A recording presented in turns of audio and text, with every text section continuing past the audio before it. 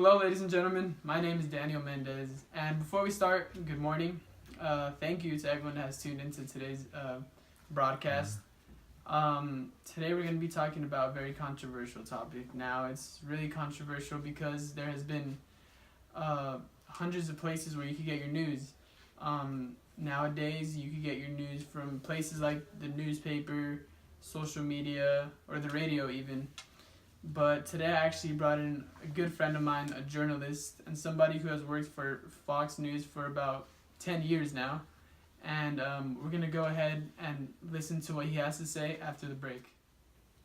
Bro, I don't know what to do. It's not making my hair curly at all. I think I'll just get a perm. No, man, you don't want to do that. Why not? But I want curly hair so bad. I just want to look like you. Well, you can too. Well, thank you, Daniel, for having me on the show. I'm going to ask you one question. Mm-hmm. Do you use social media? To be honest with you, yeah. Well, there's been a recent study from Stanford University that showed that 62% of U.S. adults get their news from social media. Now, I don't mean to cut you off or anything like that, but 62% is actually a big number. It's a really big number. And the problem with this is that there are so many fake news stories all over social media. The reason for that is because it's very easy to create a fake story. All you need is a fake author, fake caption, fake image, post it on Facebook or Instagram, and most of the people believe it because they're not politically informed or they're just very gullible. And one of the biggest generators of fake news is most likely Facebook. Facebook.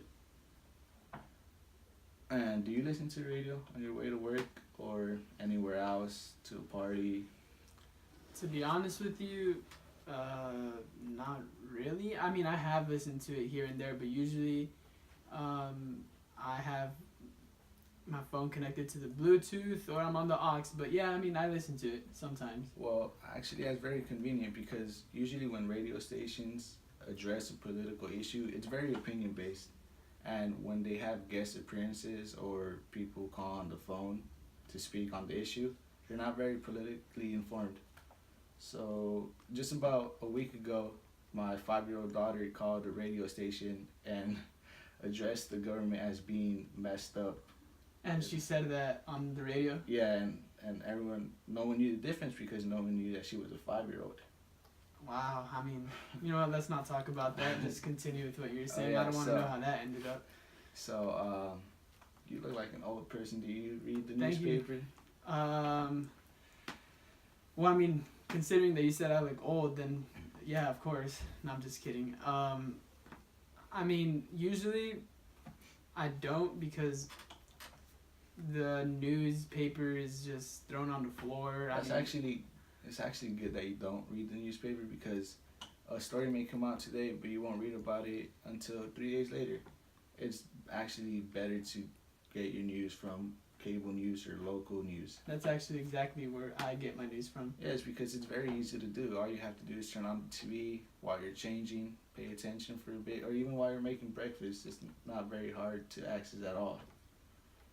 And it's more reliable than social media because most of the people not most, all of the people that show up on TV reporting news are world-renowned journalists, and they will not mislead you with false information.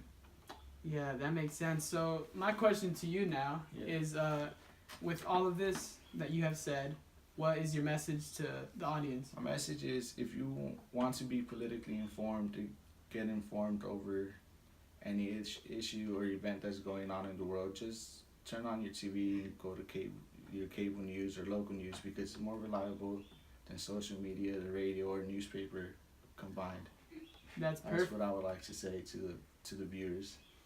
Thank you. That's perfect. Thank you for having me on the show. I appreciate it. Now, after all that good information, my coworker and I decided to go out to the streets and interview people and asking them what they think the most reliable source of news is. Good morning, ladies and gentlemen. My name is Daniel Buenrostro, and I am here reporting live from DMZ News. Today we are going to switch things up a bit and get people's opinions on what is the best media news outlet and where people get their news from. Good morning, ladies and gentlemen. Today, here we are with...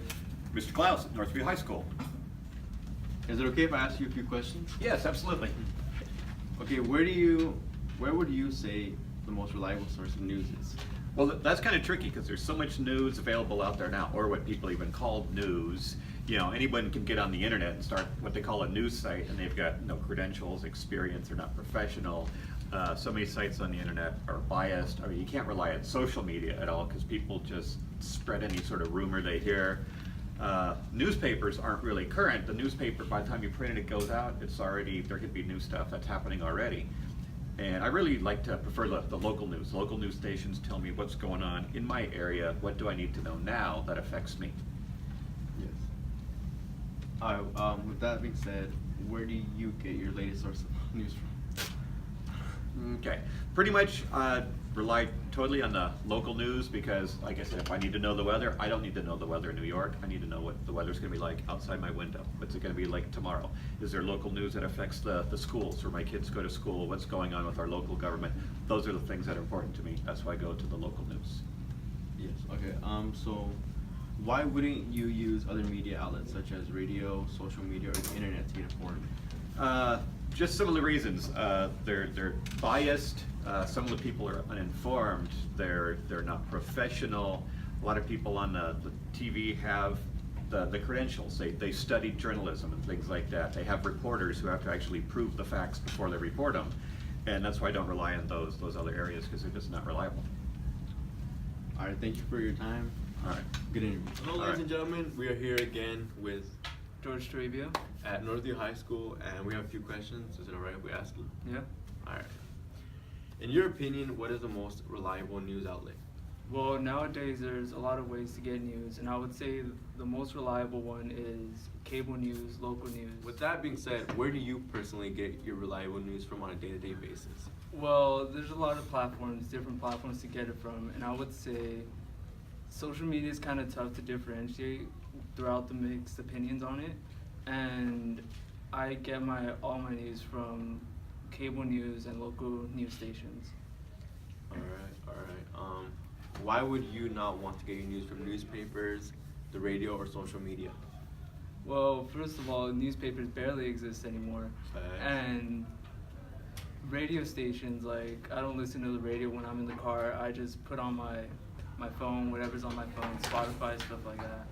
So it narrows it down to local cable news. Yeah. Thank you for your time, Mr. Toribio.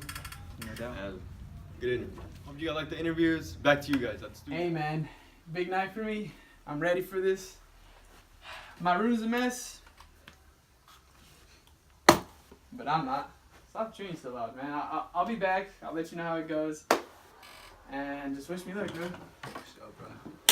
Thanks for Bro, coming. Your breath stink, though. Hey, Just- what? Just take these. Your breath stink. What is this? You'll get it tonight, though. Trust. If you take them, you'll get it. Well, there you have it, guys. I hope you take everything into consideration that was said today, and I hope you have a blessed rest of the day.